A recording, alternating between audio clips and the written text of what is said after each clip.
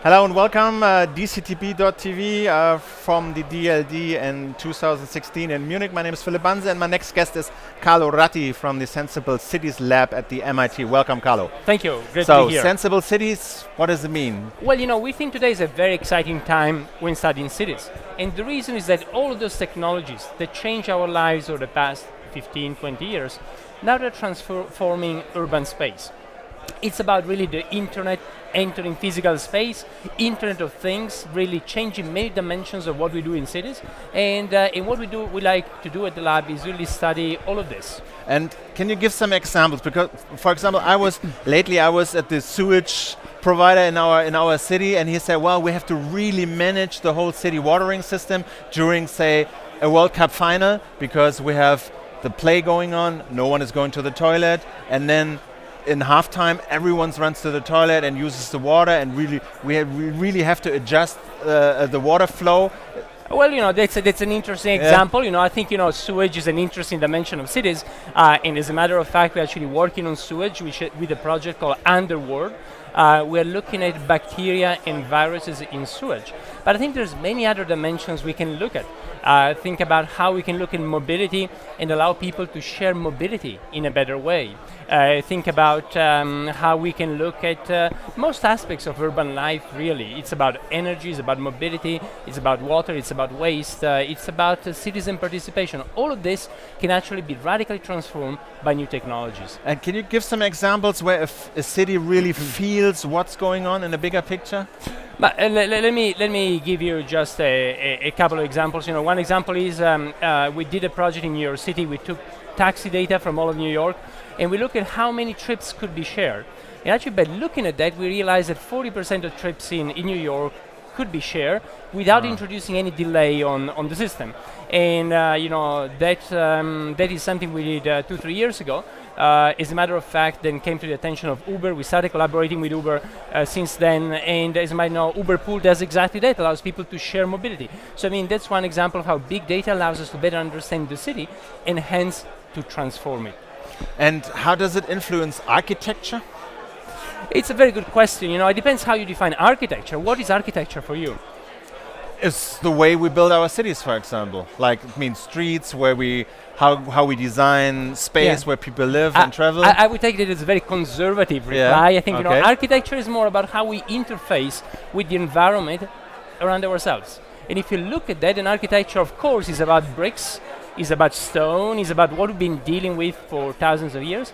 But architecture is also about digital, it's about new interfaces, it's about really all those things that mediate how we communicate with the space out there. And can you give an example what you visualize there in the future, and when you have sensors everywhere that sense where is somebody moving, who's using how much electricity, where the cars are going? Look, I think there's many things we can do with this technology, and efficiency shouldn't necessarily be the only goal. I think one of the things we are seeing more and more is about sociability, how a lot of this can actually help us to come together better. But if you want to focus on efficiency, going back to your question, let me give you one example. If you look at this building probably empty a lot of the year, but still heated or air conditioned. If you just had little sensors in order to understand occupancy, then you could actually fine-tune heating and cooling with occupancy and save a lot of energy. As a matter of fact, we did a project in this sense called local warming. It was on show last year, where we actually tried to concentrate heating, not on buildings, but on people. Like a bubble of heat that follows you at exactly the temperature you want. And you say there are other topics apart from efficiency. What else? The quality of living, maybe one, or mobility? Ultimately, what this boils down to is something much more profound.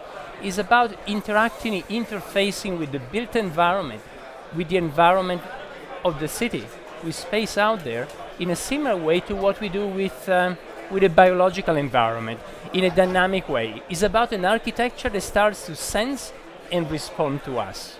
Yeah, but can you provide an example? What do you visualize there? How does the city differently behaves when it really senses what we want? Well, first of all, I think you're a little bit stuck on the fact that the city should really look different. I think the city will not look that different tomorrow. In the same way as the city of the Romans 2,000 years ago looks pretty much like the city we have today. Yeah, there will be some changes, but the key thing is about urban experience in the city. In that city, if you're able to get mobility, just because you synchronize with other people and share a cab or share an Uber or share things. In that city, if you're able to meet other people in a new way, in that city, if you're able to say what you feel about the city passionately and share it with the community, well, all those things are going to be incredible changes in the way we experience urban space. And what does it mean for politics? Do these cities have to be governed in a different ways?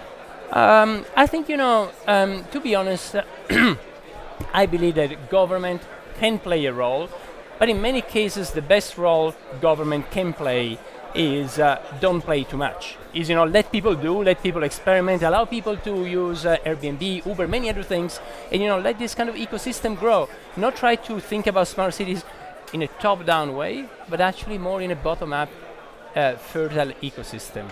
All right, Carlo, I think you have to go. Thank you very much for your time. Great conversation. Thank you. Okay, thank you very soon. much. This is Philip Bunz from DLD 216 with Carlo Ratti from the Sensible Cities Lab at the MIT in the USA. Thanks very much for watching. See you. Bye. Soon.